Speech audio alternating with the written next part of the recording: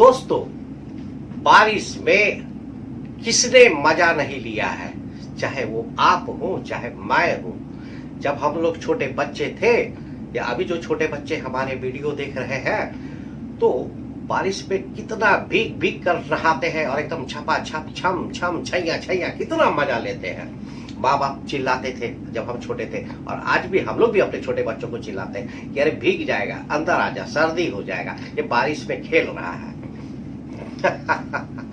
देखते देखते मौसम बदल गया, टेम्परेचर बढ़ गया है, तापमान बढ़ रही है और बारिश में कमी हो रही है। इसके पीछे का मुख्य रीजन है, मेन वजह है जंगल में कमी होना, पेड़ पौधों का कम होना। पेड़ पौधे जंगल बारिश को प्रोड्यूस करने में, बारिश को उत्पन्न करने में महत्वपूर्ण भूमिका निभाते हैं। जंगल की कमी बारिश को कम कर रही है और ये प्रत्यक्ष और अप्रत्यक्ष रूप से ग्लोबल वार्मिंग को बढ़ा रही है। तो जंगल कैसे बारिश में, रेन में प्रमुख भूमिका निभाता है, कैसे ये प्रमुख भूमिका निभाता है, इसको इस वीडियो में देखते हैं। तो मैं captain Sanjay Singh, merchant navy, navy coaching.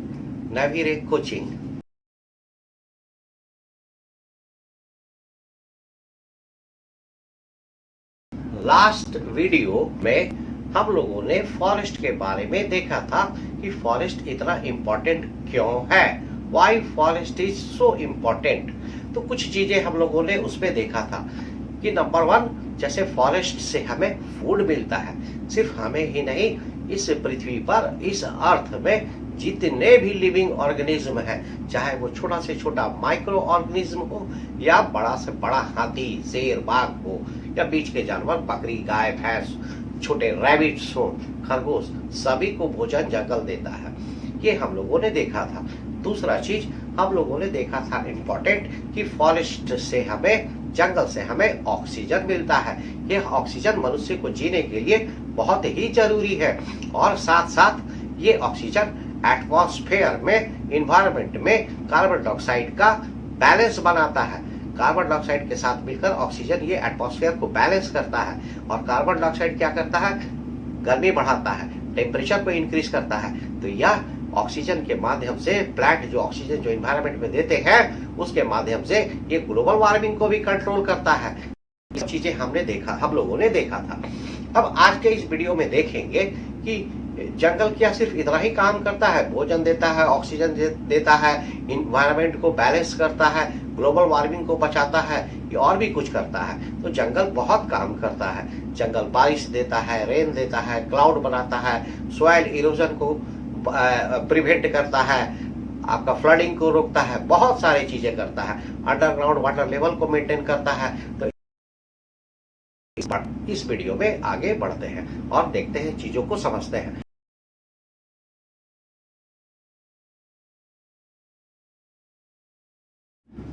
Forest, जंगल वाटर साइकिल को मेंटेन करता है। यह रेन में मदद करता है, क्लाउड के फॉर्मेशन में मदद करता है।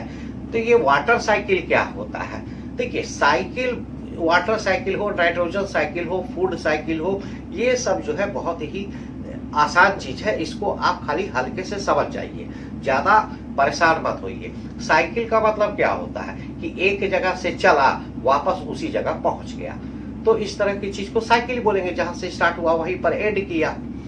तो वाटर साइकिल मतलब वाटर एक जगह से चला और वापस उसी जगह पे पहुंच गया, तो इसको वाटर साइकिल बोलेंगे। नाइट्रोजन साइकिल, नाइट्रोजन एक जगह से चला और वापस उसी जगह पर पहुंच गया, तो नाइट्रोजन साइकिल। तो खैर, अभी वाटर साइकिल की बात कर रहे हैं। तो वाटर एक जगह से चला और दूसरे जगह वापस वो उसी जगह पर पहुंच गया, तो इस चीज को वाटर साइकिल कहते हैं। तो ये पृथ्वी पर वाटर साइकिल क्या होगा? तो पृथ्वी पर जल हम लोग देखते हैं, नीचे जमीन में देखते हैं। कहाँ देखते हैं? नदी में, तालाब में, लेक्स में, स्ट्रीम्स में, झरना में, समुद्र में पानी देखते हैं, तो है ना। और कुछ पानी हम लोग नहीं भी देखते हैं। कौन सा पानी हम लोग नहीं देखते? जो जमीन के नीचे रहता है, अंडरग्राउंड वाटर, भूमिगत जल। तो ये भी तो जल है पृथ्वी पर। तो ये सभी जो जल है, जो समुद्र में है या नदी में, तालाब में, झरना में, या पृथ्वी के नीचे के जो जल है, ये जल जो है ऊपर उठेंगे।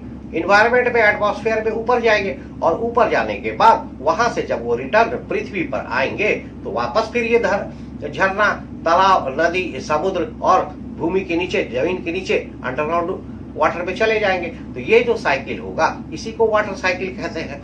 तो ये अपने आप तो होगा नहीं, ऑटोमेटिक है ना। तो इसके लिए नेचर ने कुछ सिस्टम बना करके रखा है कि अगर ये सब चीजें रहेंगी तो ये वाटर साइकिल होगा, नहीं तो वाटर साइकिल गड़बड़ हो जाएगा, water cycle will be affected, है ना। तो ये देखते हैं कि कैसे होता है। तो नदी, तालाब, झरना, समुद्र, ये जो पानी हमको जो दिख रहा है, यह तो हमको मालूम है कि बाष्पीकरण मतलब बाष्पीकरण मतलब इवापोरेशन से होता है। तो बाष्पीकरण या इवापोरेशन क्या होता है? बाष्प बनना, वेपर बनना। और पानी कब वेपर बनेगा? पानी जब वेपर बनेगा जब टेम्परेचर उसका बढ़ जाएगा। तो ये टेम्परेचर कैसे बढ़ेगा? तो सन से बनेगा। सन की लाइट जब बढ़ती है तो पानी धीरे धीरे गर्म होता है और धीरे धीरे गर्म होने के बाद वो बाष्प में बदल जाता है, वेपर में बदल जाता है। और ये पानी जो है वेपर में बदल करके ऊपर उठता है और ये ऊपर धीरे धीरे एटमॉस्फेयर में चला जाता है। तो ये तो हो गया नदी, तालाब, झरनों की बात। जो भूमि के नीचे, लैंड के नीचे जो अंडरग्राउंड वाटर है वो कैसे जाएगा ऊपर? उसमें तो सन की लाइट नहीं पड़ रहा है, सनलाइट नहीं पड़ रहा है, तो वो कैसे जाएगा ऊपर? तो इसको ऊपर लेके जाता है प्लांट्स। इसीलिए बोलते हैं फॉरेस्ट जरूरी है। प्लांट्स कैसे लेके जाता है? हमें पता है कि प्लांट्स जो है भोजन बनाने के लिए, फूड बनाने के लिए उसको वाटर की जरूरत पड़ती है। फोटोसिंथेसिस का प्रोसेस से खाना बनाता है, तो फोटोसिंथेसिस का प्रोसेस में वाटर चाहिए। और ये वाटर प्लांट्स जो है अपने रूट, अपने जड़ से लेती है। और ये वाटर कहाँ से है? जमीन के अंदर से है। तो प्लांट जितना पानी लेती है खाना बनाने के लिए, उसमें से वो 2% यूज करती है, बाकी का पानी वो एटमॉस्फेयर में छोड़ देती है। तो जैसे कि प्लांट ने अगर 100 वाटर लिया रूट से, जड़ से, तो वो 2 पत्तों में पानी पहुंचा दिया कि तुम पत्ता भाई खाना बनाओ फोटोसिंथेसिस से।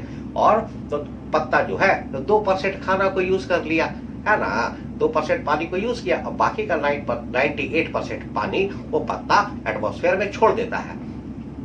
तो ये प्लांट जो पत्ता के माध्यम से जो पानी जो एटमॉस्फेयर में छोड़ देता है, इसको क्या बोलते हैं? ट्रांसपीरेशन।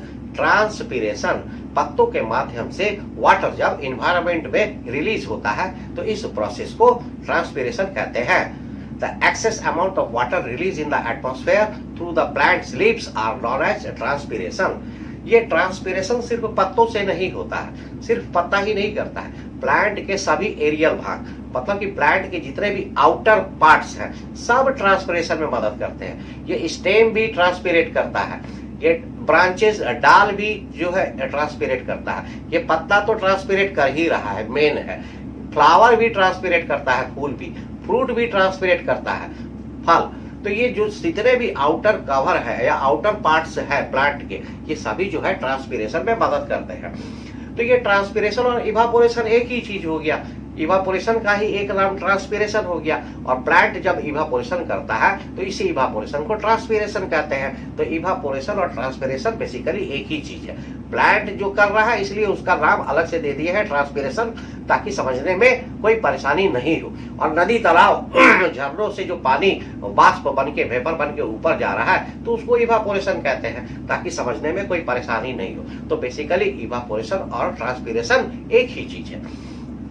तो अब ये नदी, तालाब, झरनों, समुद्र से पानी ऊपर गया, ये पेड़ से जो पानी है, भूमिगत जल जो है, अंडरग्राउंड वाटर है, वो ऊपर गया। ये क्या हो रहा है? ये बाष्प बन गया ना, वेपर बन गया ना, तो ये गैस फॉर्म में बदल गया ना। लिक्विड जो है transfer into gaseous form, gas बदल गया। तो transformation of liquid into gaseous form is known as evaporation. और पत्ता अगर कर रहा है, प्लांट अगर कर रहा है, तो transfer of water into water vapours through the plants are known as transpiration. तो ये जो ट्रांसपीरेशन होने के बाद ये गैसियस फॉर्म में वेपर चला गया, वेपर बन गया, बाष्प बन गया गैसियस फॉर्म में, ये ऊपर उठ गया एटमॉस्फेयर में, हल्का है ऊपर उठ गया। ऊपर उठने के बाद धीरे धीरे बहुत सारे बाष्प जो है, वाटर वेपर ऊपर जाने लगे, है ना। तो अब एयर जो है वो क्या होता है? एयर में जगह होना चाहिए। तो ये सब जब जैसे किसी बस में आदमी उठेगा तो बस में जगह होना चाहिए ना, तब तो आदमी ऊपर चढ़ के बैठेगा। बस में जगह ही नहीं होगा तो कैसे ऊपर उठेंगे? अगर हाउसफुल है तो कैसे ऊपर उठेंगे? तो उसी तरह से एयर में जगह होना चाहिए। तो एयर में जगह होगा तो ये वेपर्स ऊपर उठते हैं, और जब ऊपर उठने के बाद एयर में जब वेपर्स बहुत ज्यादा हो जाते हैं, अब एयर में जगह नहीं बचता है, तो इसको क्या बोलते हैं? Air is saturated. Air saturate हो गया। जैसे बस में जो पैसेंजर फुल हो गए तो बस is saturated with the passenger, तो एयर उसी तरह से वाटर वेपर से सैचुरेटेड हो गया, माने भर गया। और जब तक नहीं भरा हुआ है अनसैचुरेटेड है, तो अनसैचुरेटेड से जैसे ही एयर सैचुरेटेड हो गया, मतलब वाटर वेपर बढ़ के उस हवा को भर दिया, तो अब क्या होगा? अब तो और जगह है नहीं एयर में, है ना, वो तो फुल हो गया। तो यहाँ पे अब प्रोसेस आता है कंडेंसेशन, मतलब वो वाटर वेपर जो है जल की बूंदों के रूप में बनने लगते हैं, बदलने लगते हैं। तो ये प्रोसेस क्या हो गया? कंडेंसेशन। तो कंडेंसेशन जो है वापस वेपर से लिक्विड फॉर्म में आना, तो इवापोरेशन, कंडेंसेशन। तो वाटर जो है इवापोरेट होकर ऊपर गया, और इवापोरेशन होने के बाद वेपर जो है वाटर के छोटे छोटे बूंदों में, वाटर ड्रॉप्स में कन्वर्ट होने लग गया। तो ये जो है कंडेंसेशन की प्रोसेस हो गई। और ये कंडेंसेशन होने के बाद जब जल की बूंदें बन रही है, तो बनने पे ये बादल का निर्माण करती है, क्लाउड फॉर्मिंग करती है। तो देखिए जंगल क्लाउड फॉर्मेशन भी करा रहा है, और क्लाउड फॉर्मेशन कितना जरूरी है अभी समझेंगे, क्योंकि क्लाउड नहीं होगा तो बारिश नहीं होगा, बादल से बारिश होता है। तो ये जल की जो बूंदें बनी, सैचुरेटेड हो गया एयर, तो जल की बूंदें बनने लगी, कंडेंसेशन हो गया। अब ये जल की बूंदें बनने लग गई, बादल बन गया। और ये बादल तो जल की बूंदें बनी, तो बनने से क्या होगा? ये पहले छोटी छोटी बूंदें बनी, वेट कम था, और उसके बाद जब वो धीरे धीरे इतनी बूंदें बन गई, और उनका वेट, उनका भार इतना बढ़ गया कि अब ये ऊपर में नहीं रह सकते, तो उनको नीचे गिरना पड़ेगा। तो वो नीचे गिरते हैं, तो नीचे गिरते हैं तो पानी की बूंदें जब नीचे गिरती है तो उसको क्या बोलते हैं? बारिश, रेन। और इसी को साइंस में क्या बोलते हैं? प्रेसिपिटेशन। प्रेसिपिटेशन क्या है? बारिश, रेन। नाम से मत डरिए कि प्रेसिपिटेशन क्या बोल दिए। प्रेसिपिटेशन का मतलब है बारिश, रेन। जल जो है पृथ्वी पर जब गिरता है तो उसी को प्रेसिपिटेशन कहते हैं। प्रेसिपिटेशन में रेन हो सकता है, स्नो हो सकता है, आइस फॉल हो सकता है। तो ये स्नो या रेन हो, जो भी हो, पानी की जो बूंदें पृथ्वी पर गिरती है, तो इसी को प्रेसिपिटेशन कहते हैं। तो वाटर साइकिल में देखिए एक चीज क्या इंपॉर्टेंट हुआ कि इवापोरेशन या ट्रांसपिरेशन होता है, और ट्रांसपिरेशन होने के बाद क्लाउड्स फॉर्मेशन में कंडेंसेशन होता है, और कंडेंसेशन होने के बाद जब जल की बूंदें बहुत ज्यादा भारी हो जाती है तो पृथ्वी पर गिरता है, तो प्रेसिपिटेशन होता है, रेन होता है। तो वाटर साइकिल के लिए तीन चीज बहुत जरूरी है: इवापोरेशन, कंडेंसेशन और प्रेसिपिटेशन। ये तीनों मिलकर के वाटर साइकिल को पूरा करता है। और वाटर साइकिल में दो चीज और क्या इंपॉर्टेंट है, जिसके बिना वाटर साइकिल नहीं हो सकता है। What are the main component of water cycle? तो सबसे पहले तो पानी का होना जरूरी है। तो main component is water bodies, और पानी। अब पानी कहाँ से मिलेगा? कोई भी वाटर बॉडी से। वाटर बॉडी कौन सा हो सकता है? कोई भी वाटर बॉडी हो सकता है, रिवर, लेक, स्ट्रीम्स, झरना, पॉन्ड, तालाब, नदी, समुद्र, सी, ये हो गया वाटर बॉडी। और दूसरा मेन कंपोनेंट कौन है? सन। क्योंकि सन नहीं होगा तो इवापोरेट कैसे होगा? टेम्परेचर कौन देगा? तो the two main component for evaporation और द वाटर साइकिल और द कंडेंसेशन और द ट्रांसपिरेशन और the precipitation, the two main component for water cycle are sun and water bodies. इसके बिना वाटर साइकिल नहीं हो सकता है। और वाटर साइकिल का प्रोसेस में कौन सा तीन इंपॉर्टेंट प्रोसेस है? Evaporation, condensation, precipitation. इवापोरेशन मतलब बाष्पीकरण होना, बाष्प बनना। कंडेंसेशन मतलब ये जो बाष्प बन के वेपर गया वो जल की बूंदों में बदलना। और प्रेसिपिटेशन मतलब ये जल की बूंदें जब पृथ्वी पर वापस गिर गई, तो इसी को प्रेसिपिटेशन कहते हैं। तो ये वाटर साइकिल हो गया। इस वाटर साइकिल में आप देखिए कि सिर्फ इवापोरेशन जो है सिर्फ नदी, जल, तालाब, आपके सी से ही नहीं हो रहा है, बल्कि ये जो अंडरग्राउंड वाटर है, जो भूमिगत जल है, उसको भी प्लांट जो है रूट के माध्यम से, जड़ के माध्यम से लेता है। और खाना बनाने के बाद जो भी पानी 98% पानी बच जाता है। तो एक पेड़ 98% पानी फेंक रहा है, कितना परसेंट, कितना पेड़ है तो कितना पानी एटमॉस्फेयर में जा रहा होगा। और ये सभी जो है वाटर वेपर बन के इवापोरेट होकर, ट्रांसपिरेट होकर वापस ऊपर एटमॉस्फेयर में जाकर के कंडेंसेशन होता है। और कंडेंसेशन होने के बाद प्रेसिपिटेशन के रूप में, बारिश के रूप में धरती पर वापस आ जाती है।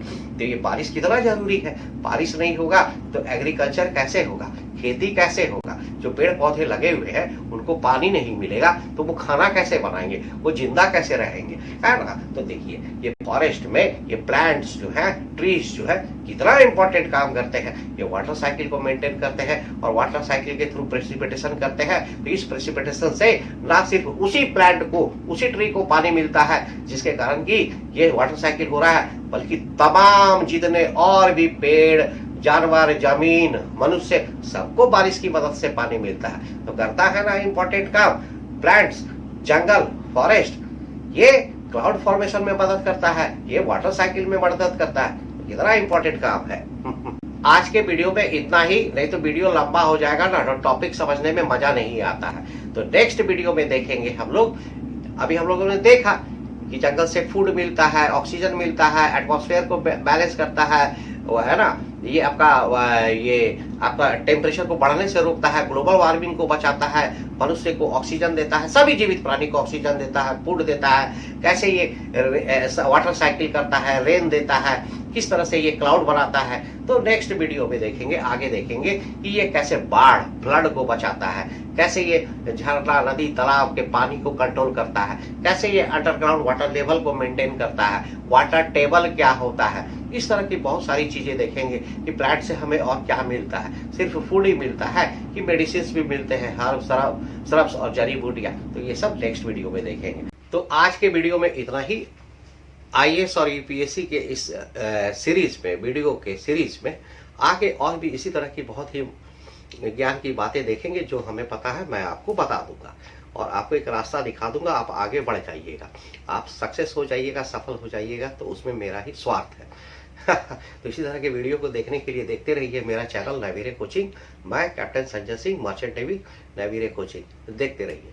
जल्दी ही मिलते हैं आपसे, जल्द मिलते हैं।